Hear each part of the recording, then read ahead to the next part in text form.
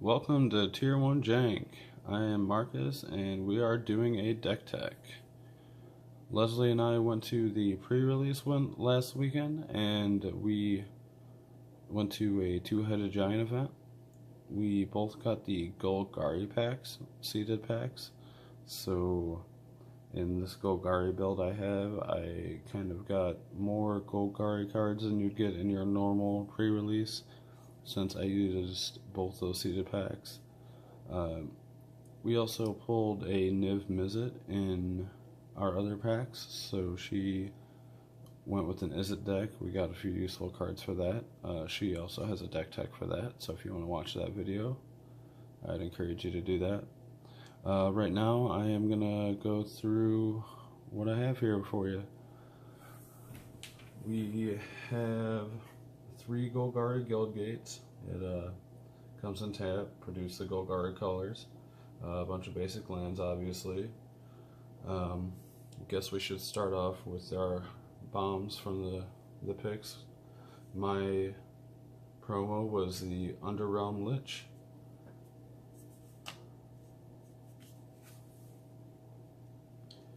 It is a 4/3 zombie elf shaman. It cost 5, 3 a green and a black. If you would draw a card, instead look at the top 3 cards of your library, then put 1 into your hand and the rest into your graveyard. You may pay 4 life, and he gains indestructible until end of turn, and you must tap him. Now, this is important for the strategy of getting a lot of stuff in your graveyard, especially creatures. And also important to note that you can't be milled out while he's in play because of the replacement effect of looking at the cards instead of drawing them. You don't actually draw the cards, even if you have none. We have Vivid Revival was her promo. It returns up to 3 target multicolored cards from your graveyard to your hand, which, if you notice, I have quite a few, so don't always want to get the creatures out of the graveyard if you're planning on undergrowth effects, but sometimes you need them back. We have Azoni, Thousand Eyed. Quite pricey at 6 mana, but she's a 2/3, and when she comes in, she makes a 1/1 insect token for each card in your graveyard. And you may pay a black, a green, sacrifice another creature, and you gain a life and draw a card, which is a pretty powerful mechanic, especially if you've run out of gas and need cards. Our other very powerful undergrowth mechanic here is the Lalith Giant. When he comes into play, he deals damage to target opponent for each creature card in your graveyard. Now, my hope in these pulls was to get him along with the Doom Whisperer. That way I could just surveil all my creatures into my graveyard and then kill him with the Lalith Giant.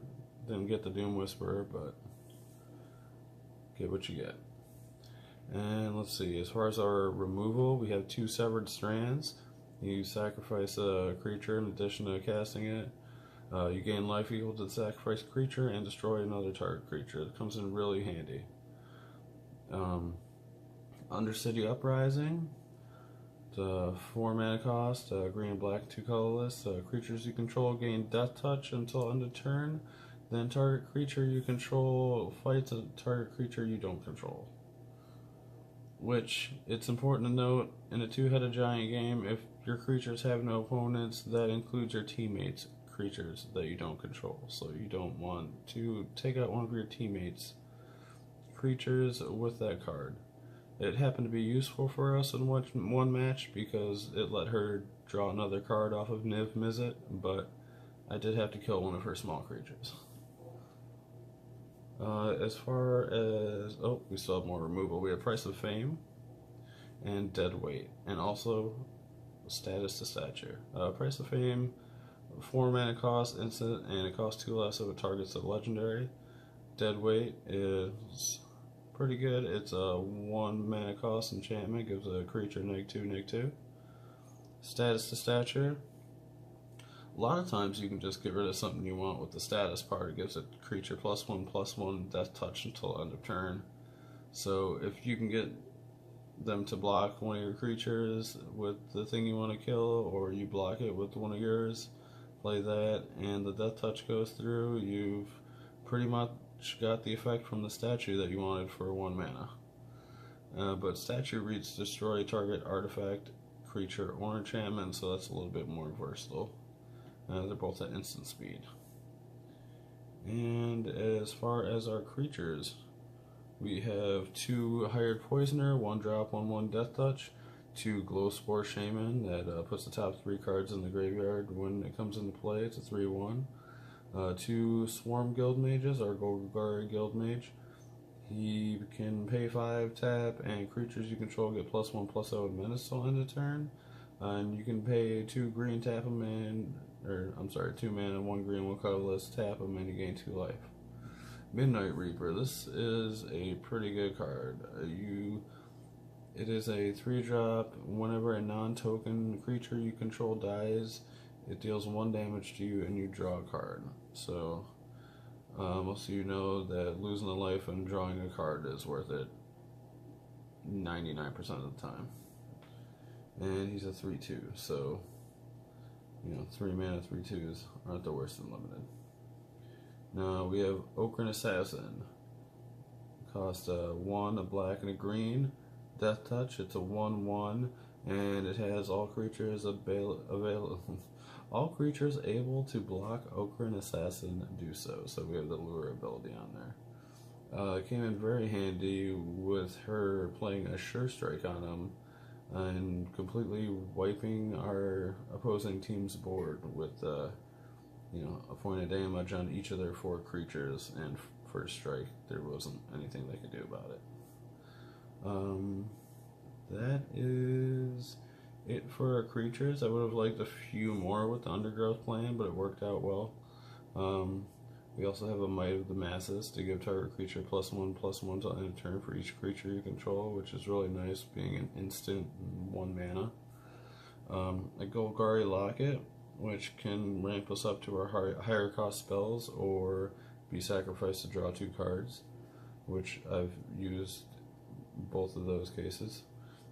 Sprouting Renewal makes a 2/2 green and white elf knight creature token with vigilance, or can destroy a target artifact or enchantment. I might not always necessarily main board this, but since we were playing 2-headed giant, it was only 1 game per match, so I wanted to have some kind of artifact and enchantment removal in the deck. And even if there wasn't any artifacts or enchantments, I could still make a body from it, so it seemed like a good card to have in there. We also have Pause for Reflection.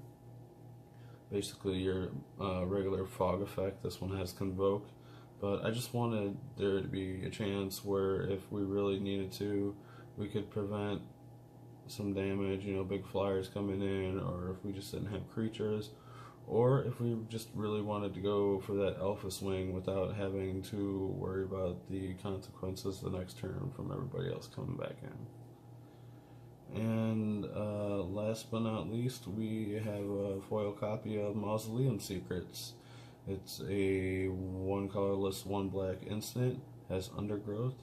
You can search your library for a black card with converted mana cost less than or equal to the number of creature cards in your graveyard. Reveal it, put it into your hand, and then shuffle your library.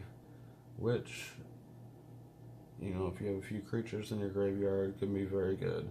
And when I did end up using it in a match, I had 8 creatures in my graveyard. It was pretty much a demonic tutor at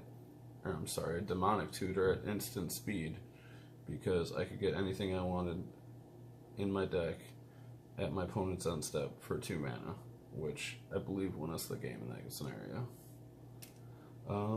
But that is it. I hope you enjoyed my deck tech. Remember, this is a pre-release pool, so it's not like it's a standard deck or anything like that. Me and Leslie plan on playing a match between this deck and her Izzet deck that she made. If you'd like to see that, again, she made a deck tech video for that as well. I hope you enjoyed this, and I hope you'll join us for that. Thank you very much.